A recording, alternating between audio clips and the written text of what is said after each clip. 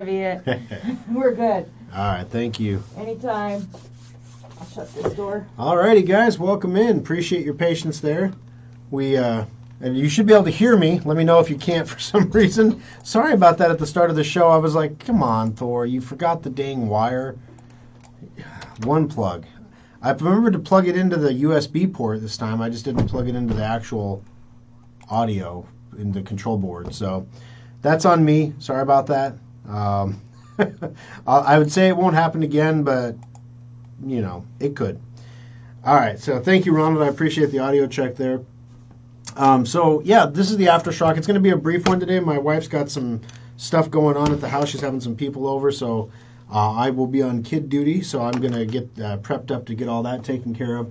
So, but I wanted to make sure, since we only have 2 Aftershocks between now and the end of the year, I didn't want to short you on one. So I'd rather give you a short one than short you entirely, I guess, is how we would say that.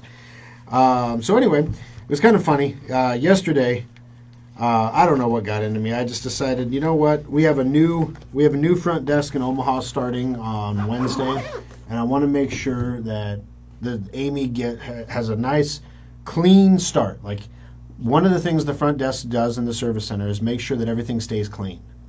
They don't have to always clean everything themselves, they just have to make sure it stays clean.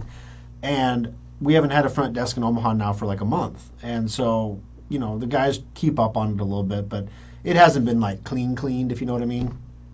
Sometimes my standard of clean is different than a 22-year-old standard of clean. Yeah, so I started with the bathrooms. I'm just going to clean the bathrooms, right? So I cleaned the bathrooms, and then everything was so clean and shiny, and then I look at the floor, and the floor was nasty. And I'm like, well, guess I better mop the floor. So I fill the mop bucket up, and I'm mopping the bathroom floor. And then I'm like, well, I might as well do the other bathroom since I'm doing this. So I did the other bathroom, mopped the bathroom floor there. Then I was like, well, since I have the mop out in the water, suppose I should mop the front, because, I mean, we're starting to get that salt, people tracking in salt from outside because of the rain or the snow and everything. So I go out and sweep the front, because you have to sweep before you mop. Then I mop the front. Then I'm like, you know, we always pay all this attention to the front, but no one ever mops the back.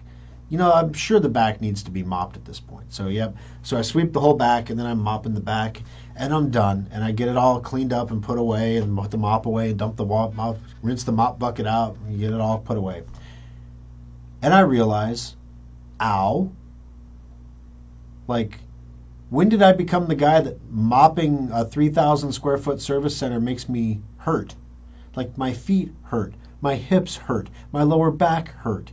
I'm like, am I getting this soft? I need to work out more. I need to work out some. More often than I do now, which would be like once. Oh, I've so bad, guys. I've let myself go so much. But, I mean, I used to be the guy that gets them run 5 miles on the treadmill, and now I'm like, I got to mop the floor, you know? So anyway, so yeah, I came home last night, and I was just like, I was so, like, I'm popping Motrin. Like, I'm tired. I'm not, like, mentally tired. I'm just physically exhausted, and all I did was clean. And of course, you know, there were customers in the middle, and, you know, computers getting fixed, data recovery is happening. My life yesterday was progress bars. Everything was a progress bar. Everything I was waiting. Everything was progressing but not done. So I was like, well, I can just stand around and do nothing, or I can mop the floor, you know. So, you know, while all the computers are doing their work, I'm mopping the floors.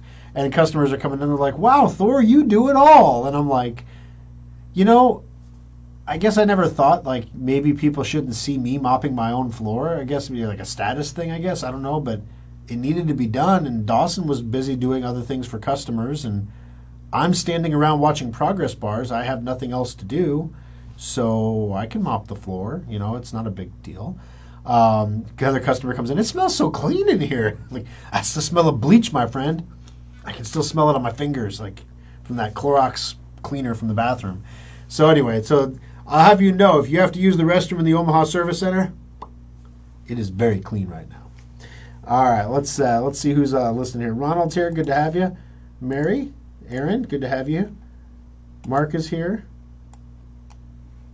Aaron says I'm a spinny blue circle. Well, that happens on Facebook from time to time. There's nothing I can do about that. Mitch, Brad. Mopping is working out. So, Dean, this is something like maybe I don't mop the floor often enough. Maybe that's the problem. Maybe if like I cleaned more often, I'd be in better cleaning shape. I was thinking like there are people who do this for a living. Like literally, I finished mopping the floor and cleaning it up, and then I talked to a guy who had a computer in the service center who used to own a Merry Maids franchise. I'm like, I should have called you first. We could have worked something out. I'm a hurting unit. All right, spoiler alert. Getting sore from little things doesn't get better as you get older without preventative maintenance. Yeah, I know. I need to get more active. I have a 4-year-old. We have this game that I play with Lou called the ABC Jumps, trying to get him to learn his alphabet, right? And he knows most of it. But sometimes he's a little poop and he just doesn't want to say it. And so we have this little trampoline, and he loves for you to toss him up in the air and bounce him off the trampoline and throw him up in the air. So it's like a dad assist trampoline bounce off of a little exercise trampoline. So we're trying to get him to learn his ABC. So I made up this game called the ABC Jumps. And every time he jumps, he says a letter, right? And as long as he keeps saying the letters, he keeps jumping. But you see, I'm a softie. So he doesn't say the letters sometimes. Then I just fill in and say the letters. And pretty soon, I'm just singing the alphabet while throwing a 4-year-old in the air 26 times in a row. And he's like, let's do it again, Dad. And I'm like, sweet baby Jesus, no. I need a break. That was 26 jumps. You weigh like 40 pounds. It's like throwing a sack of 40-pound flour up in the air 26 times. And, occasionally he'll kick his feet out and kick you in the chest or drop his knees on you, and you're like, ooh. So, it's not just like a complete repetitive motion. There's adjustments and, tweaks in the middle there and back twinges and all kinds of things. So, yeah, so I don't recommend ABC Jumps, but once you start it, you can't stop it because the kid's got to learn his alphabet, right? Maybe Thor bought a warranty on himself. That's called life insurance. Yes, I do have some of that. A second career, as a mopper, I suppose. I had my sights set like on retirement. I was going to be the Walmart greeter, but maybe there'll be robots then. I don't know. That's my wife and I have a joke that I'm never going to be able to retire. I always need to have something going on, or I get bored. And when I get bored, I get in trouble. Bad things happen when Thor gets bored. So I need to have some kind of a project or a side hustle or something to do, something to keep myself occupied, which I'm sure is not unique in the world. This idea that people just like, well, I had a good life, I'm going to retire, and then just go sit at home and watch TV. I don't know. Alrighty, just wait till you're 78. Well, Gail, when I'm 78, hopefully I'm not mopping the floor anymore. But, 78... I don't know that I'll make it to 78, and most of the men in my family don't make it past 72. So 78 would be a bonus. My wife will smack me for saying that, but she's going to totally outlive me. I married too young. That's the problem. I was a cradle robber. She's 5 years younger than me. So not only does she have the biological advantage of being a female, she's also a younger female than me. So, yeah. Yep, bad times for you, baby. No, the $100 off the holiday special expired at the end of November, so they are regular price right now. Thank you for the audio check, Winston. I appreciate it. The Republicans need to ensure the new hearings are done correctly, and honestly, I think if they aren't, the country is doomed and the Republican Party is over. Well, I'm not expecting much. So the Republicans have control of the committees. There's going to be hearings. There's going to be all kinds of stuff. And there's going to be hearings about the hearings about the hearings, and no one's going to pay attention to half of it. And the half that does get attention paid to it isn't going to result in anything happening. They're not going to subpoena Hunter Biden. They're not going to charge him with anything. This is all political. This is all political about making sure that Joe Biden is tarnished enough not to run again. Do you really think that the Bidens are going to... There's overwhelming evidence that there's at least things that appear... I don't know, what's the right word? Shady? That have the appearance of impropriety. That's what I'm looking for. There are things that appear to be improper that are not even talked about, which makes them appear even more improper.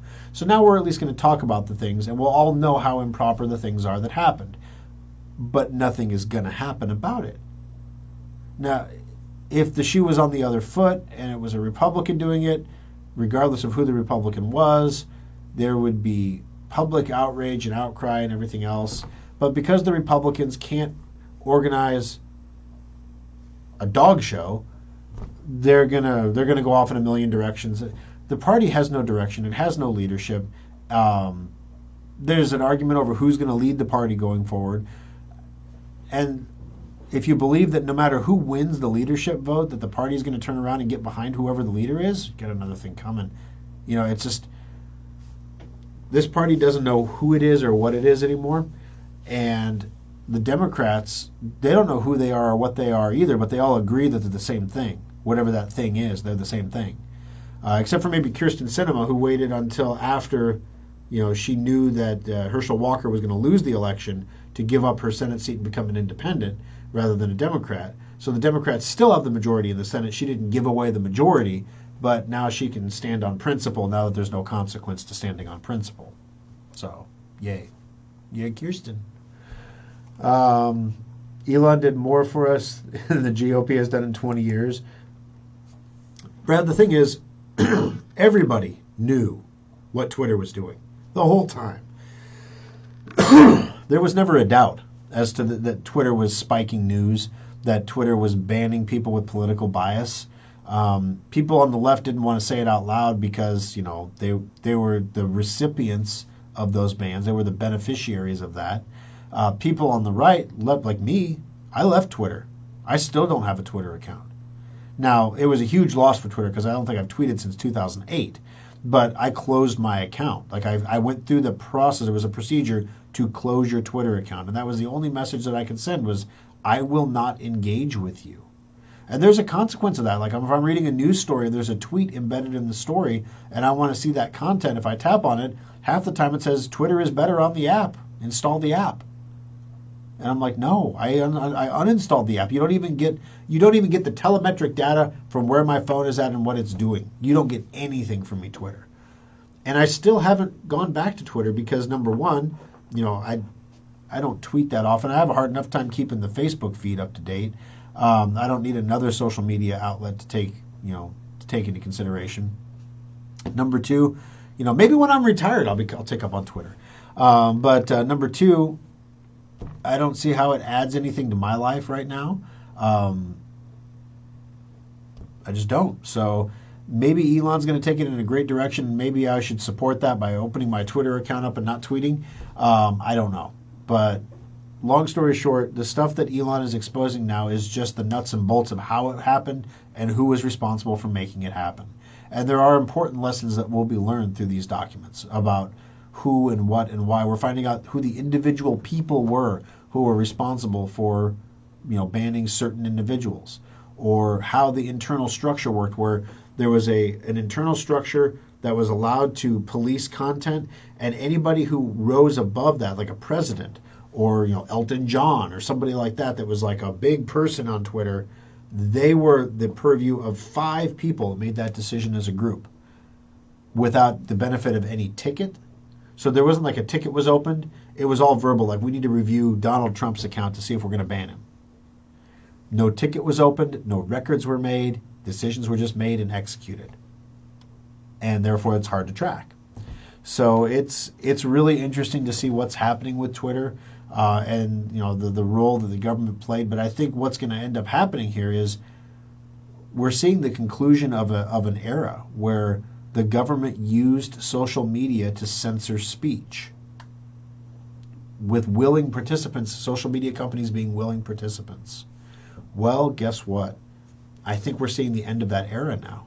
Because if even one outlet refuses to partake of the editing of the speech, it invalidates all the other outlets, because you'll have this outlier so that with over here saying things that are all true, and then everyone else saying, no, none of that's true, that's all fake news, And of course, some people will go one way or the other, whatever. Elton John is leaving Twitter, supposedly, because, it's not policing speech anymore, and it's a dangerous place for people. Elon asked him, what specifically are you upset about that's dangerous, that maybe we could work on fixing? And he hasn't got a reply. It's all just, generic. Oh, it's dangerous for marginalized persons now. I don't know. I go back and forth about this. I understand. My daughter's school. My daughter has special needs. I remember how special needs kids were treated when I was in school by other kids. And so when instead I see a sixth grader walking my daughter out and telling her, have a great day, Katie, good to see you, all this stuff, it warms my heart. The kid is being kind to my daughter. My daughter is a kind soul. She doesn't know how to be unkind. She doesn't understand why other people would be unkind to her. She just doesn't have the ability to grasp that. Not yet, anyway. So when I see people being kind to her, it really makes me happy. And I can't imagine how angry I would be, if someone was like, "Hey, retard," I would be incredibly angry at that person. So yeah, in some ways, having people be more sensitive to the needs of other people is a good thing, right? I also remember, though, my nickname in grade school was Clash Boy because I got to dress myself. My parents let me dress myself, and I didn't see any problem with wearing, colored striped shorts with a Hawaiian print shirt. Like, I just didn't understand, right? So they called me Clash Boy, and I hurt my feelings. It made me sad. Maybe I cried. I don't know. I got made fun of in school. Every kid got made fun of. It was part of being a kid, right? And as a result now, when people say mean things to me, when I have a customer on the phone, calling me all kinds of names because his hard drive died, I'm sorry you feel that way. Next. I've been called way worse. When my elementary school teacher makes up a rhyme, the PE teacher's like, Thor fell on the floor, hit his head on the door, now he's sore, in front of the class. And the class is like, ha, ha, ha, ha, ha. I mean, when you're getting that at school, it makes you a little tougher, right? You learn that while things that people say and think are not, they can make you feel things, at the end of the day, the sun's going to come up the next day, and results matter. What's your grade? What's their grade? What's your job? What's their job? Are you taking care of your family? Are they taking care of their family? The results matter at the end of the day, right? And as we grow up and we get older, we all begin to understand that there is something to being kind to other people, even when they maybe don't deserve it, or you don't feel they deserve it, or, even when there's, great example. I almost lost my stuff at the T-Mobile store this week. Like, I got close, guys, because it was so ridiculous. We have a business account. We were with Sprint. Now Sprint got bought by T-Mobile. So we're technically the redheaded stepchildren of T-Mobile. All of the consumers, if you're a consumer, your phone has been migrated. You're now a T-Mobile customer. But Sprint business customers are still Sprint business customers that happen to be running T-Mobile handsets. So adding a line becomes this great big thing. And every couple of years we have to do something where we have to engage with Sprint business or T-Mobile. And every time I go into the store and I think I'm just going to go talk to somebody, right? And this will be easy. And the kid in the store, he can't add a phone, he can't upgrade a line, he can't get a discount on a device because X in the system or Y in the system. And it's not that guy's fault. Yes, the guy could be a complete moron, but it's not his fault. So then you call the Sprint business line and they're like, "Oh, we understand what's going on. We know how to fix it. We'll fix it for you." And they make it happen like that over the phone. And I keep going in to talk to the person in person because you figure that's where you're going to get the best service, right? Well, it was hilarious because I went in. The guy couldn't help me with anything. I tried to buy 3 phones from this guy, and he could not sell me a phone. Not a single phone. Call the Sprint business line. I got 2 phones that'll be in my mailbox on Monday. The third one we had a problem with. We were trying to port a number from one T-Mobile customer, Nana, into the business account. So Nana's a T-Mobile customer. We want to bring her phone number into my Sprint business account. So they created all these things to take Sprint customers and make them into T-Mobile customers, but apparently nobody ever conceived of the possibility that someone who is a T-Mobile customer may move to Sprint Business, because Sprint Business people are redheaded stepchildren.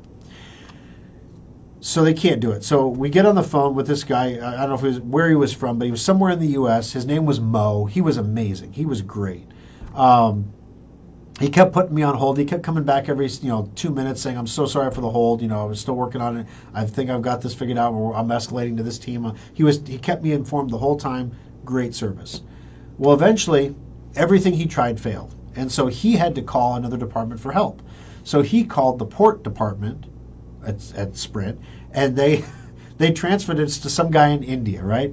And literally, like, the guy would put you on hold, and then it's just Mo and I talking. And you were like, hey, we got plans for Christmas. Oh, no. And then the guy from India or Pakistan or wherever it was would come back, and he's like, hello!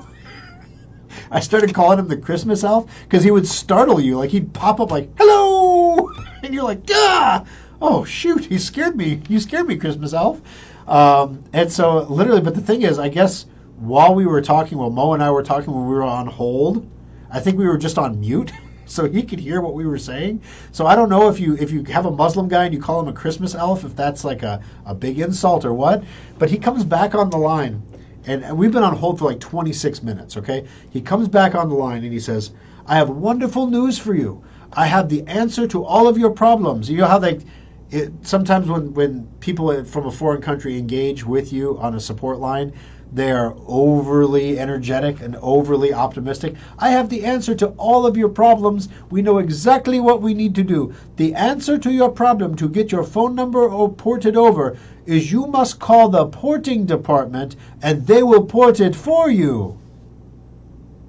Mo was like, I just started laughing. After 26 minutes on hold, I just started laughing. And Mo was like, we did call the port department. They transferred us to you.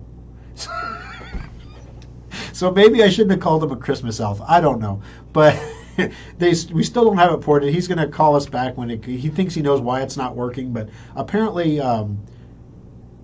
they ported Nana from Sprint to T-Mobile less than 30 days ago. And now we're trying to port back. And you can't port a phone number twice in a 30-day period, I guess. So there you go. So, I mean, when it comes right down to it, there is something to be said for being kind to people. And, when I spent an hour in the T-Mobile store talking to a kid who is slightly socially awkward, he's doing his best. I understand it's hard to get help. You sometimes you're taking not ideal individuals and pushing them into a mold and trying to improve their skills on the fly, but being generous. I got a little grumpy with him because I'm like, what can you do for me? Like, I want to buy an iPhone. We don't have any iPhones. Okay, but we can back order one. I understand they're in shortage. I get it. Can we back order one? Absolutely. Oh, the system for some reason won't let me back order this phone. Oh, you gotta be kidding me. Okay. Next step. All right. I want to buy this other iPhone. Well, for some reason it won't let me put the promotion on there. It's a $400 savings, but for some reason it won't let me put the promotion on that line. Did you flip-flop that phone number recently? I'm like, what the hell does flip-flop the phone number mean? Like, I didn't flip-flop anything. No. I don't know why it's not letting me do that. Okay, well then let's port this phone number over. And does she need a new device? No, we don't need a phone. We have the phone, so we're just going to port the number. The system won't let me do that because you're on Sprint Business? I'm like, oh my God, you've got to be... I think the word BS actually came out of my mouth at one point, and my wife gave me that look like Thor. And I'm like, this is bull. So you then in front of the guy, you call Sprint Business, and it had to be frustrating for the kid too, because how much commission does this kid make? I wanted to buy basically $3,000 in phones. I wanted to buy 3 iPhones. He wanted to sell me 3 iPhones. His system wouldn't let him do it, so it had to be frustrating for him too, that I can pick up the phone and call Sprint Business, and they're going to be next day shipped at no cost to me to my mailbox. I don't have to back order them because I'm just going to get my phones and have them under the tree for Christmas in time. It's like, boom. Why couldn't you do that, T-Mobile kid? He's asking the same question. Why couldn't I do that when Sprint can do that? And Sprint doesn't even exist anymore. Very frustrating. So there's my service story for the week of experiencing service. But yes, the Pakistani Christmas elf. That's going to be one that Mo and I are going to remember for a long time because we're like he's like a Christmas elf, and Mo starts laughing, and like him, he's just like, hello, he just pops out of nowhere and like scares the hell out of you every time he comes on the line. The next time he came on the line, he was like, hello.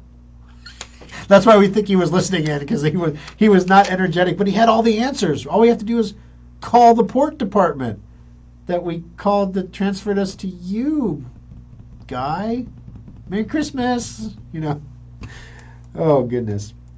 All right, let's see. I've decided the GOP is comfortable with being the Washington Generals. Hasn't that always been the case, though? And that's why I think a lot of people are frustrated with the existing leadership. I think Rush Limbaugh had a way of putting this. It's not a new problem. It's been a problem for a long time. Rush Limbaugh said that the GOP was a party that would rather lose on principle than win. So they would rather be able to say, we didn't compromise our principles, we lost, which means all of our principles are completely compromised because the Democrats don't follow our principles, but we were true to our principles.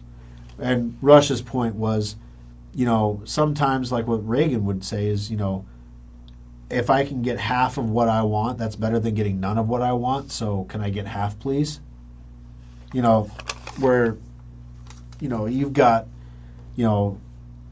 as what are being called America First or MAGA or Trump Republicans who are like, Mitch McConnell is a tool, and all this stuff, not understanding that Mitch McConnell is a political animal. So all you have to do is arrange the deck chairs so it's politically in his advantage to be a MAGA First Trump supporter, and that's what he'll be, because you can manipulate him by just doing what's in his best interest or getting him to do what's in his best interest. Meanwhile, everybody on that side is like, we can't manipulate these MAGA people. They're like intense about what they want, and they know what they want, and they're not willing to compromise. We got to get rid of these people. So literally they're celebrating that Herschel Walker lost because he was a Trump MAGA guy. You lost a Senate seat, guys. This is like you're losing on principle. This is exactly what Rush talked about back in the day.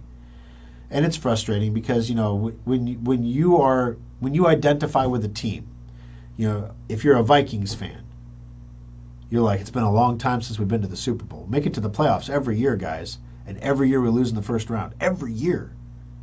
It's getting a little old. If you're a Husker fan, right? It's getting a little old. At least we beat Iowa. That was nice.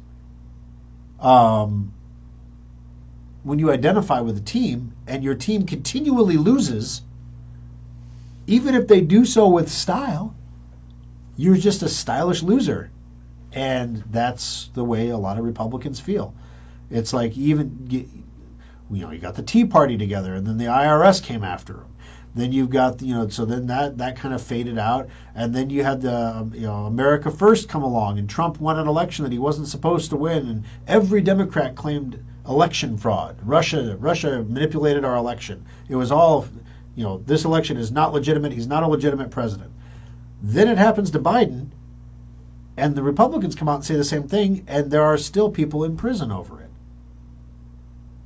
I mean, literally without charges. How do you keep a person in solitary confinement for 2 years with no charges and no trial? I thought we had a constitution that prevented that from happening. It's incredibly frustrating to people who are like, are these the rules we're playing by, or are there some other rules? And it makes you say, well, maybe we should play by the same rules then. But then when you break the rules, your team is held accountable for breaking the rules and the other team is not. Because if this was Donald Trump and his kid in office right now, and Elon's dumping Twitter files, right? If it was the other way around, we all know how it would be going. And it's frustrating. It's frustrating that the playing field is not equal, that it's not level. At least in the past, even if the individual journalists or the individual media organizations did have a bias, there was at least the facade that they were independent or neutral. That facade is gone now, and everything is exposed for what it is. Now, so it's one of those things where if you've got a bunch of rotten wood, but the veneer on the front looks really, really nice and mahogany, you can ignore the rotten wood for a long time. But boy, If you've got rotten wood and that veneer kind of starts falling off that rotten wood, and you can see the rotten wood for what it is, it just makes you focus on the rotten wood, and you feel bad about it. You feel grumpy about it. You feel like we need new wood, but then you can't have new wood because those trees make oxygen, and we need that to get rid of the CO2. Can't have wood. Can't have gas. Brace yourself for congressional hearings revealing the crimes of the Biden. The DOJ will not prosecute. Who's going to cover the hearings? See what I mean? It's a nothing burger. Nothing's going to come of it. They're going to subpoena people, and then someone will go to court and get the subpoenas quashed. What's going to happen? Are they going to put Hunter Biden in jail for contempt of Congress? No. Nothing. No one is going to drop a political hammer like that on somebody, which is kind of what we all want to see happen, right? We want to see people in power held accountable for being crooks. Look at this Sam Bankman-Fried guy. Was he giving TED Talks now? I mean, this is ridiculous. This dude stole more money than Bernie Madoff. How is he not even running for his life? Now it's starting to come out that if you follow the cryptocurrency world, that you remember when the Luna stablecoin collapsed? This guy caused that on purpose. He manipulated that market with the billions and billions of dollars of client money that he had at his disposal, because the last time that Luna lost its peg, it caused people to flood into his company's stablecoin, giving him a cash injection. So he completely destabilized Luna, thinking that it was going to cause a flood of money coming into his stablecoin, when actually it just collapsed the entire Luna ecosystem, cost people thousands of dollars, tens of thousands of dollars, some people hundreds of thousands, some people millions of dollars. Didn't create the inflow that he needed, so FTX went belly up anyway. I mean, this guy was a piece of work. This is like, boy, if he stepped down, if he was walking down the street and fell in an open manhole and there happened to be a guy down there with a bunch of hammers, ooh, wow, I didn't see anything. Slide the manhole cover back over. I mean, this guy stole more money than Bernie Madoff, and yet he's walking, no consequences. Now, the cynics among us will say it's because he gave more money to Democrats during the midterm than George Soros did. Literally, he gave more money than the biggest donor. He was the largest midterm Democrat donor, which I brought the politics in later because the politics were a side effect, right? He politically was left-leaning. He was a Democrat. He supported causes he believed in, the Democrat Party. Nothing wrong with that, except he did it with stolen money and then went bankrupt and cost people millions of dollars. He cost me over $10,000 because of the knock-on effects, all the other companies that failed because of all of his shenanigans. It was ridiculous. So in essence, did I give $10,000 to the Democrat Party through Sam Bankman-Fried? I don't know. It's very frustrating that there are two standards of rules, that one class of people is held to one standard, the other class of people is held to a different standard.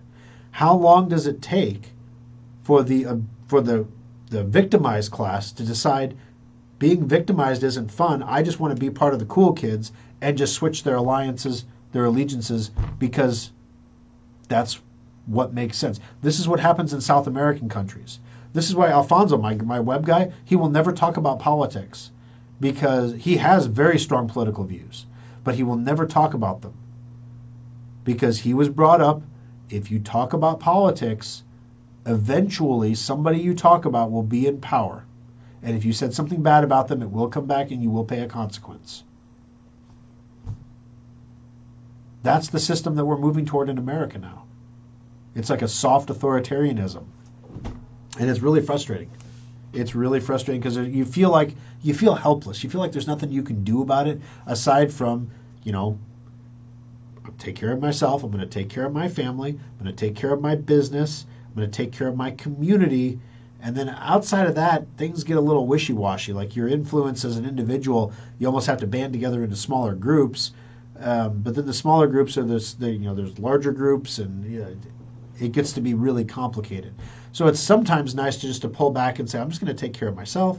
I'm going to take care of my family. I'm going to take care of my business. I'm going to be a positive impact on my community, knowing that I can't do everything for my community, but I'm going to do the positive things that I can do and leave it at that. And maybe not yell at the guy at the Sprint store. I did tell him at the end of the conversation, by the way, at the T-Mobile store now, that this isn't your fault. This is a system that's beyond your control. I totally understand that. It's got to be frustrating for you too. I know you wanted to sell me phones today as much as I wanted to buy them. Came to my senses there at the end a little bit. But it was frustrating in the moment. And a lot of people get that way about politics. You get really frustrated in the moment. You can understand the problem. You can understand the people involved and why they're doing what they're doing. And it can still be incredibly frustrating. And sometimes it's hard not to lose your stuff, no matter what side of the aisle you're on, Let's see.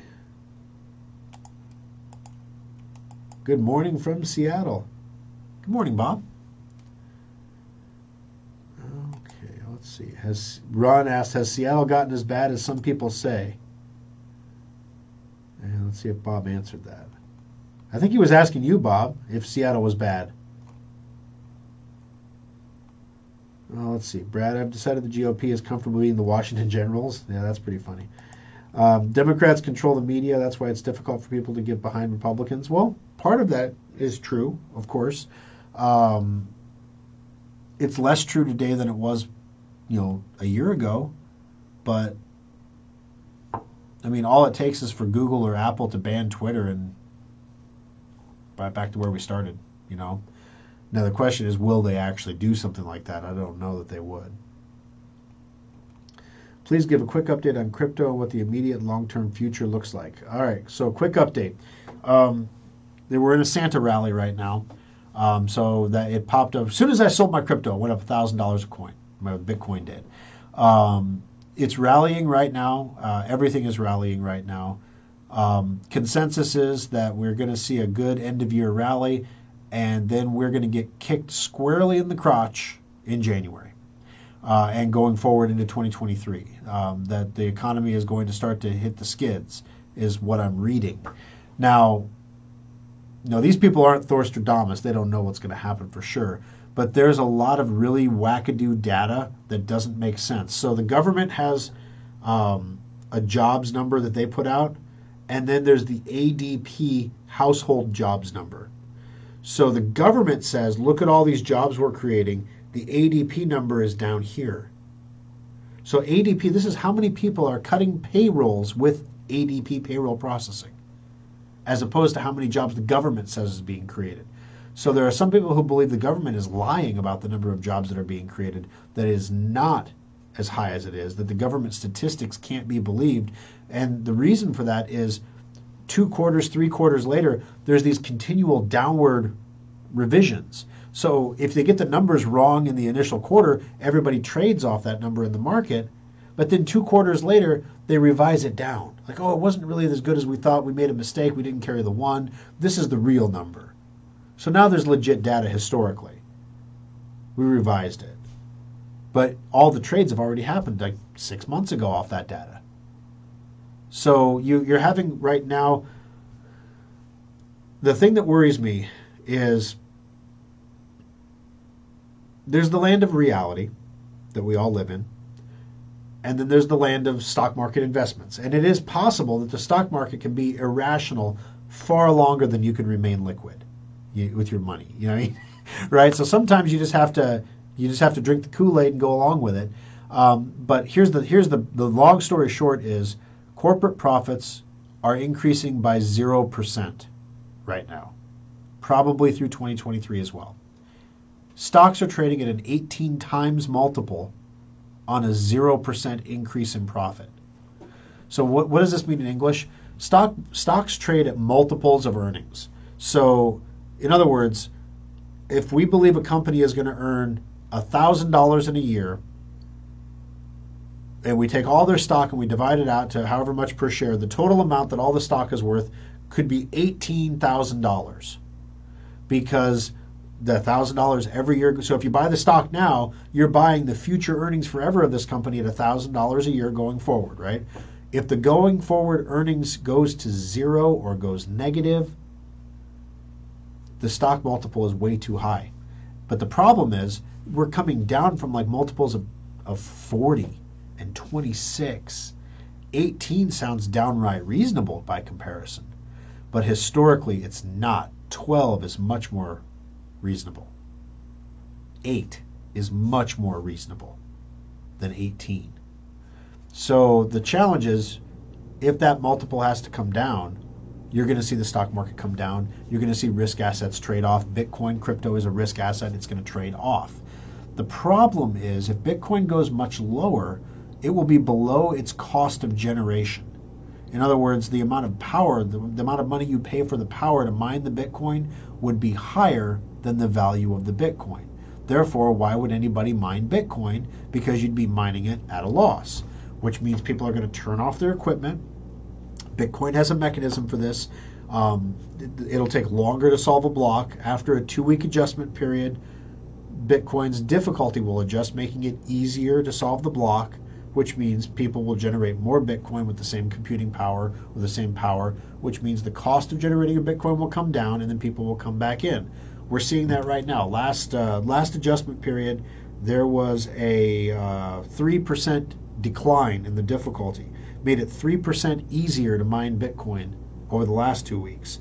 Now currently, if I'm looking at what's happening right now, yesterday it was around, I think, 3% or 5% harder. Right now, in 7 days it's going to adjust again, and it will be, right now the estimate is 4.279% harder to mine a Bitcoin, which means people are turning their equipment back on, which is usually a good sign for Bitcoin. Now, here's the thing. What happens every year in February with crypto?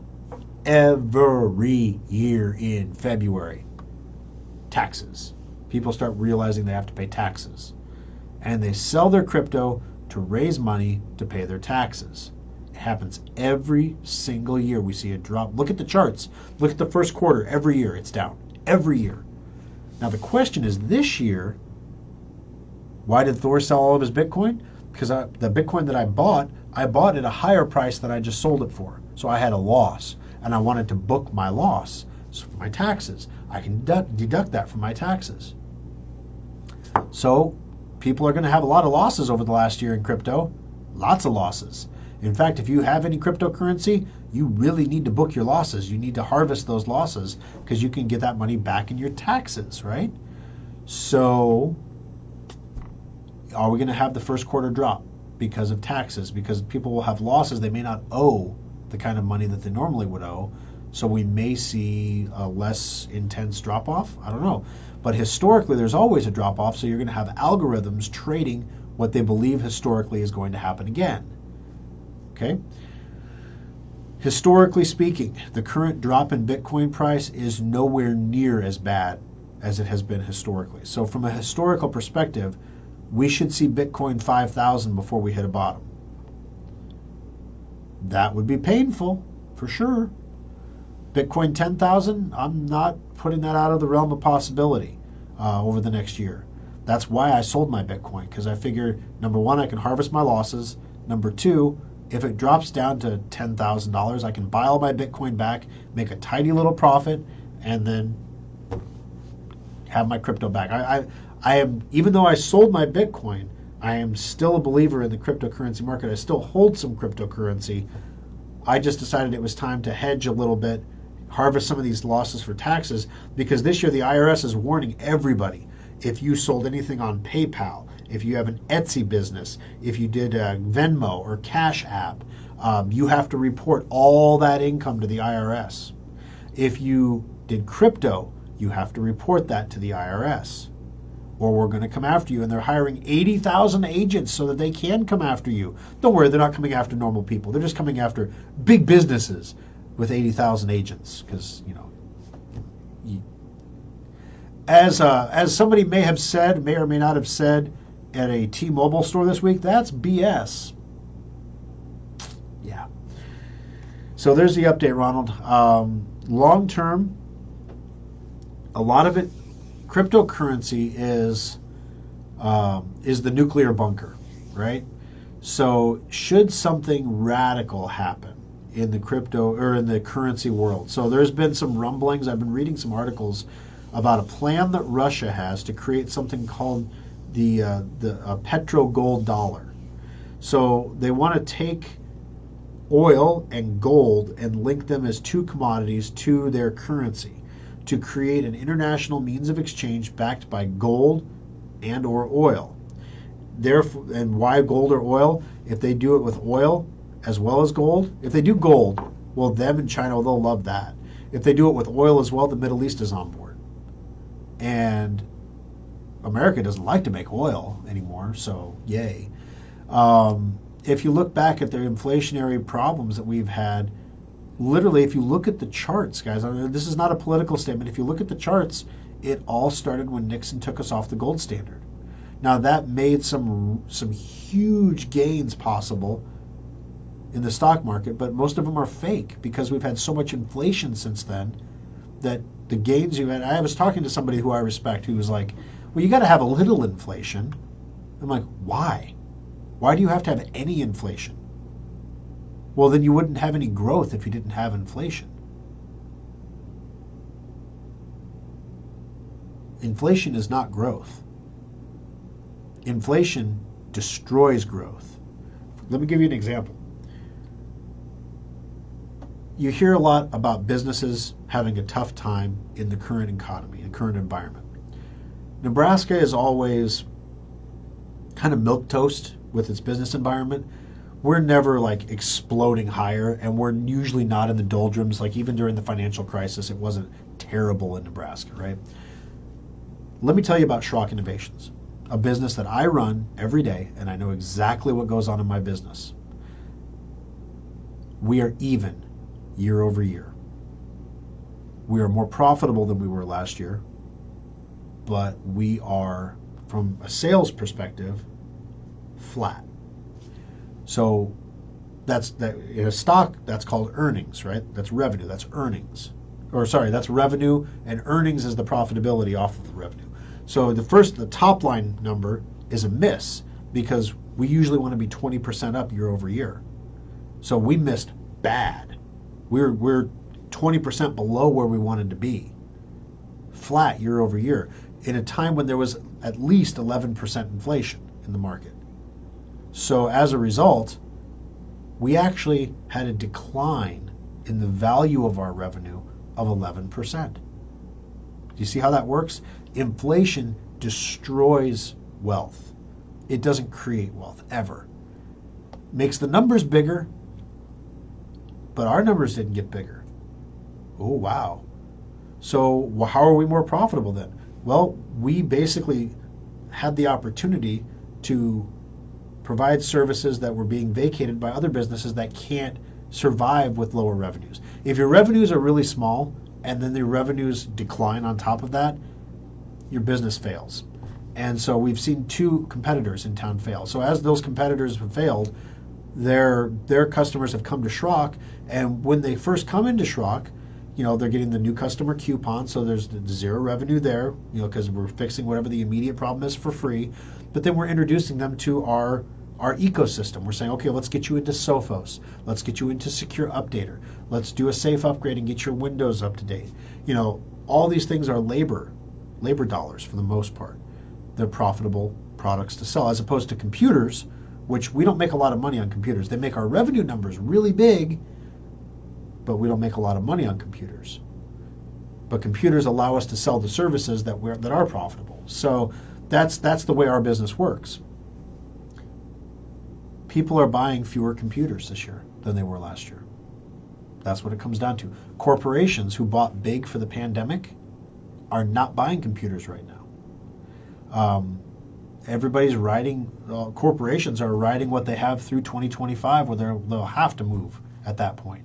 We're trying to tell our corporate clients, you want to make this move gradually. You don't want to be in a situation where you're replacing every computer in your business at one time. It's not effective. It's not optimal. So we want to replace one computer a quarter or two computers a quarter, going forward over a 3-year period to replace all 15 of your computers by 2025. And then as they age, you're replacing them, you can budget it. You're not saying once every 5 years we have like a $20,000 budget line item for new computers. You're saying every year we have this much and this much and this much. And then you have a nice, steady build out throughout your business. That's what we try to do for our corporate clients. So that's what's going on. That's what the stuff that businesses are dealing with. And then on top of that, you have major retailers dealing with retail theft, where they're closing entire locations, and you wonder why people are cutting jobs. Elon fired 80% of the people at Twitter. And you can make arguments that maybe, moderation is different now than it was before, because it certainly is. But has Twitter gone down? Has Twitter gone offline? Have you not been able to tweet? Nope. The core service has remained on. If you can fire 80% of your workforce and not have a disruption of service, not around the edges, but like a core disruption of service, what were those 80% of those people doing? Interesting. How many other businesses are going to find the same thing? That they can cut 80% of the people. If you look at Schrock 10 years ago compared to Schrock now, we had twice as many people in the service centers because everything was manual. There was no automation. There was no automatic renewals. There was no, every year if you had an antivirus, we had to call you and renew it over the phone. You couldn't self-serve your own account. You couldn't log into your Schrock account and do anything. There was no safe upgrade software, so when a new version of Windows came out, you just had to come into the service center.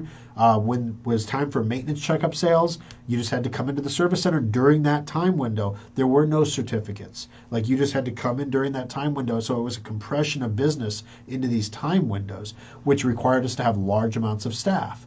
Now, sometimes we're super busy and sometimes we're super slow. So now what all this technology has allowed us to do is normalize that business flow so that we're always reasonably busy. So we don't have times when people standing around looking at the wall. There's always a floor to mop, Thor. And we don't have situations where we're so overwhelmed that we can't service clients at all, or that our service levels drop below an acceptable level. Now we have phone systems that answer the phone for us. If we can't immediately pick up the phone, it'll answer the phone, tell the customer vitals about where we're located, all that stuff in case they have a basic question, and then place them on hold for 30 seconds while we finish up with a customer or finish up on a phone call that we're on so we can get to that phone call. Yes, at times we get like 4 phone calls at one time, especially between 10 and 10:30. Phone rings off the hook when we first open. And there's only 2 people in the service center. Well, we can answer 2 phones at a time. And the other 2 calls, they sit there while we deal with the first person. And of course, we give that first person on the phone our full attention and do everything we can do to help them from start to finish, because then, we don't rush through it, because the next person that we answer, they'll want the same kind of service from us. And then around 2 o'clock, you finally get around to checking the voicemails from the calls you missed during the day, because it finally got settled down from the morning rush and everything is operating and the progress bars are moving, and you're like, what can I do now? I can check voicemail, and you don't do it. Well, 10 years ago, we had double the staff, guys. Technology today can do way more than it could 10 years ago. In fact, we're in the process right now of automating even more stuff internally, the stuff you don't see behind the scenes that will allow us to provide you with a level of service that is going to be damn near Mickey Mouse magical. In how did you know I needed that? We were just talking about that. Are you listening to me? Nope. The data just said your holiday special is 10 years old, that your hard drive is 80% full, and that your processor is typically running at 96%. So it's time for a new computer for you. That you are ready for a new computer. You've exceeded the computational limits of the device you're using. And now we can predict that. And we can say, are you in the market for a new computer? Let me tell you about the deals that we have today. That's the next level stuff. While we respect everybody's privacy, because we're a local company, I respect my privacy. I want my privacy respected. I don't want people looking into my computer and seeing what I'm doing with it. On the same note, I would love to be able, like with my truck, when I need an oil change, it pops up and tells me I need an oil change. Why isn't your computer popping up and telling you it needs a maintenance checkup? Well, we'll send you an email, but you may get that, you may not get that. We could get an app on your phone, send you a push notification which you may or may not get depending how long ago you opened the app or if you have the app. Or maybe we could send you a text message, right? But then you'll get a text message from a weird number, and is it even really a Schrock number, and you just block it, Or maybe we do all the above and hope that you realize that we're trying to reach you desperately. Maybe we go back to old school and we send you a postcard in the mail. Because we all get important notifications in our mailbox now. You can see the challenge here. Having the computer being able to pop up and say, hey, I need maintenance now, please. I just realized every month I'm like, I have to set a reminder on my phone on the 1st of the month to remind me to change the furnace filters. Here we are on the 11th of the month, and I have not changed the dang furnace filters. I realized that in the shower this morning. I'm like, I need to change the furnace filters. It's one of those random things that pops into your head. I need to create a reminder for that. How many people are not doing maintenance, are not checking their backups, are not making sure their hard drives are good or running at proper speeds because they just don't remember to do it? It's just there's always something more important to do. That's what we have to fix at Schrock. And we can't do it with people because we can't get people, so we have to do it through automation. Let's see. Cheryl and Rich are here. Let's see. All right. How can Twitter, Facebook, Google, YouTube be fair when there are stats that show their employees are 95% liberal? Where's the balance? Well, how is that? Okay. How do you get an environment where 95% of the people believe the same thing? I can't get an environment where 95% of the people want to show up to work on time. Or show up for the job interview even. How do you get 95% alignment, right? How does that happen? Do these people just gravitate toward these positions naturally? By this argument, if you created a conservative platform like a Parler, for example, eventually 95% of those people would be liberal, and then Parler would cease to be Parler, right? Why doesn't Truth Social have 95% liberal, coverage in there? Why not? If that's, how does a company get to be 95? Well, a lot of it goes back to education. If you control the educational environment, this is why all the battles in the local states for school and school board are so important. Because if you control what kids are exposed to over their educational lifetimes, especially as they go through their high school and college years, you can form their political opinions for them. And when you pre-form their political opinions or make them predisposed to believing a certain thing, like anything that makes somebody uncomfortable is wrong, so we should avoid things that make people feel uncomfortable. Well, it made Sam Bankman-Fried uncomfortable when somebody told him he was a friggin' thief. But if you're a friggin' thief, you deserve to be a little uncomfortable. That's okay. Yeah. There are times where it is perfectly reasonable to make people feel uncomfortable. Do you think Hunter Biden's going to feel uncomfortable from all these hearings? I don't know. A lot of it starts with education, where you can get this belief structure going. And then, of course, if you go and you narrow that down further, like in college, in the journalism school, what is the leanings? Well, then you have professors that are molding opinions and continuing forward, and then you release them into the workforce, and it's a groupthink. If you all say the same thing and agree with each other, you feel like you're part of something. You're part of a whole. And it feels wrong to make that whole uncomfortable by deviating. So even if there were some people at Twitter, when they banned Trump, that were like, I'm really worried about the precedent this is going to set. There were people who drafted memos inside of Twitter that said, I'm not sure this is the right decision. It was pretty brave. They were ignored. They were outcasts at that point and ignored. So what did that tell everybody that came after them? Don't do that. You'll be an outcast and you'll be ignored anyway, so you'll get nothing. You'll benefit nothing. You won't change anything. So just keep your mouth shut, nod your head, and move on. And that's what 95% of them do.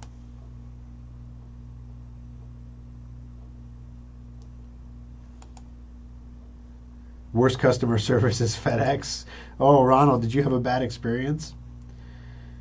My former spouse would love this conversation. She was a mover and shaker in Sprint's IT department and went ballistic over such service.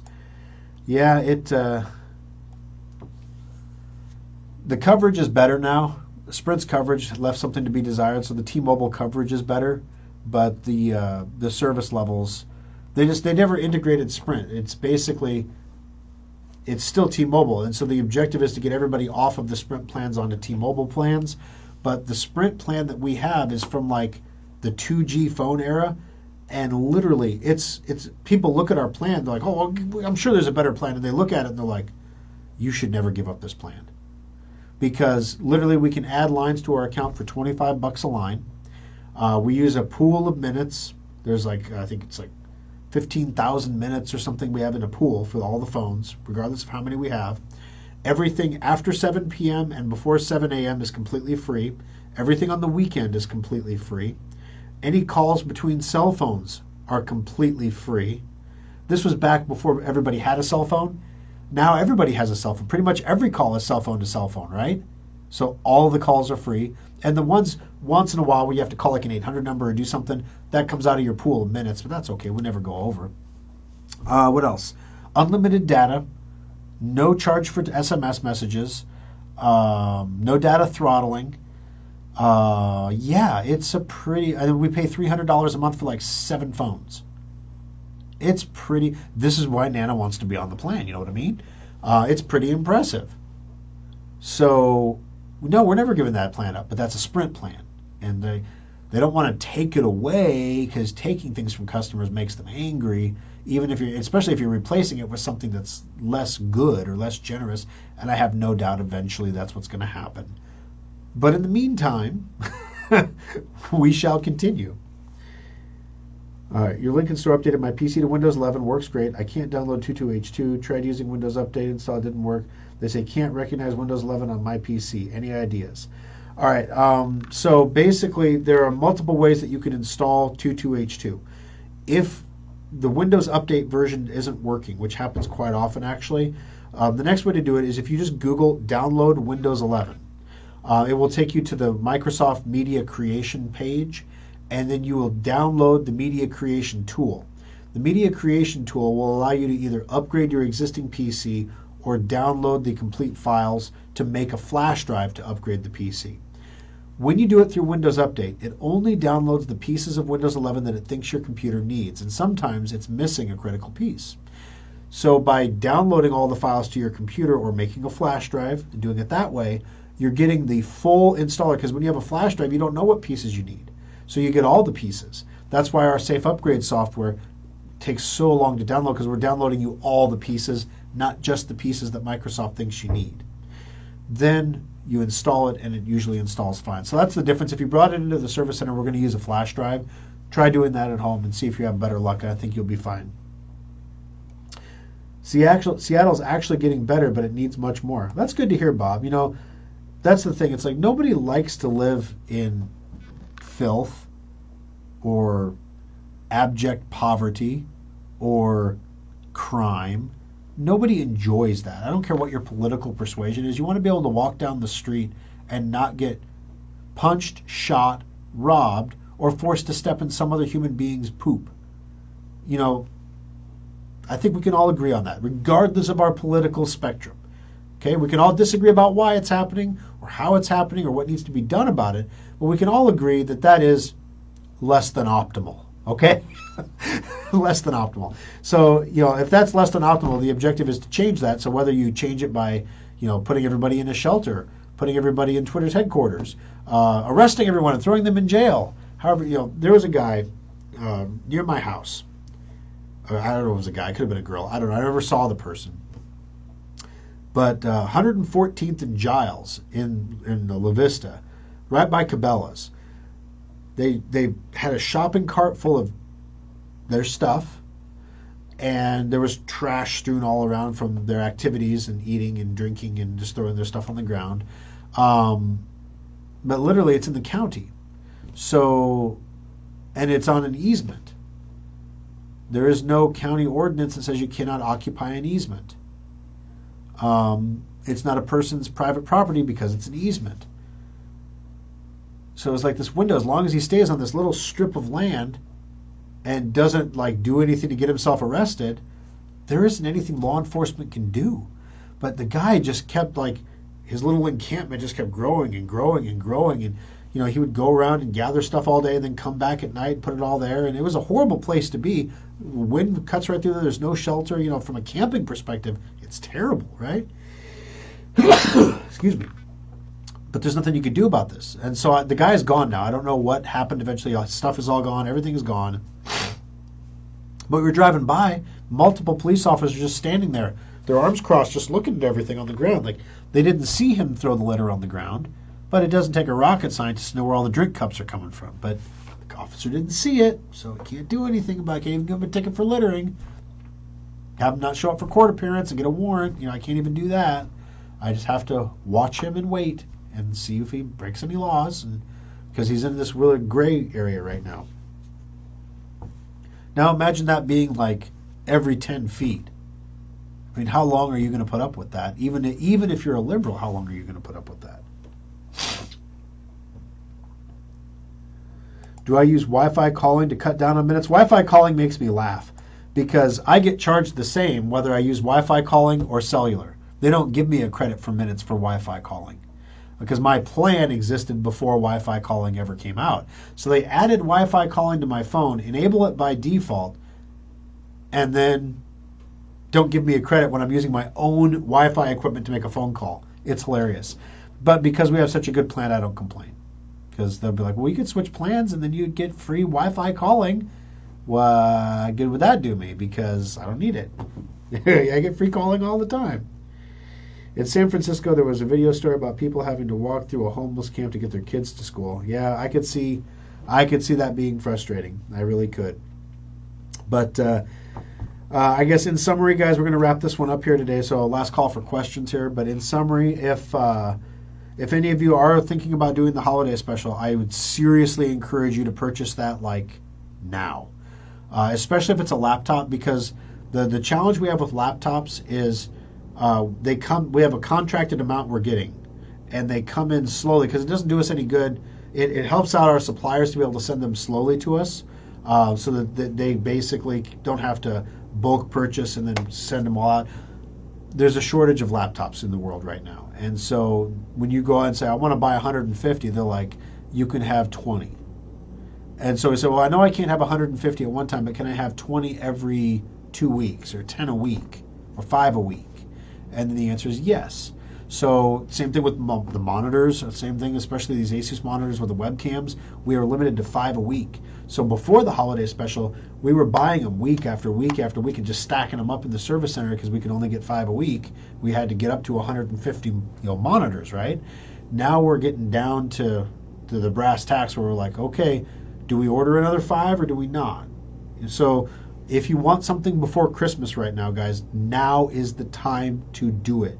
Please don't put it off if you're going to get it for under the tree, because I can't guarantee you after next week that we'll be able to do that. We'll certainly make an effort, but we can't guarantee it. And I know as of right now, we have units allocated to the service centers. You may not have your unit yet, but we have units allocated to the service centers. They're in the transfer areas. They're going to the service centers to be, finished for you, basically. Your Sophos, your office, your data transfer, all done to it so that you can take it home. So we have current allocation for every customer, and new computers coming in are unallocated. So they're inventory at this point, which we distribute to the service center so we have them on hand. If you come in and just want to buy one, we can say, here, we got one right here, which we haven't been able to do this year yet with the holiday special. Laptop, anyway. Desktop, we have had those in stock. So anyway, if it's something that you're going to do, please take the opportunity to do it sooner rather than later. If you're maybe not ready to do a whole holiday special, but your computer is running a little under the weather, if you haven't had a maintenance checkup in 6 months, get a maintenance checkup. You might have a certificate. Use your certificate. This time of year, things get weird in the service center. We had a big pop this week because a lot of people thought they were infected with stuff because of this Google Chrome bug and the way it was getting exploited. But typically around Christmas time, right? right around Thanksgiving time, we have a lull, and then we get a little pop, and then we get a lull again. So from a service perspective, right now our benches are relatively clear. We're selling computers, but from a repair perspective, our turnaround times are pretty good. So if you have something going on with your computer, get it into the service center, let us take a look at it, and we'll be happy to get it back to you as quick as possible. But if you're having an issue, now's a good time to bring it in too. All right, guys, got to wrap it up. Thanks for joining us. Have a great week. We'll talk to you again next Sunday for the final After Schrock of 2022. Thanks, guys.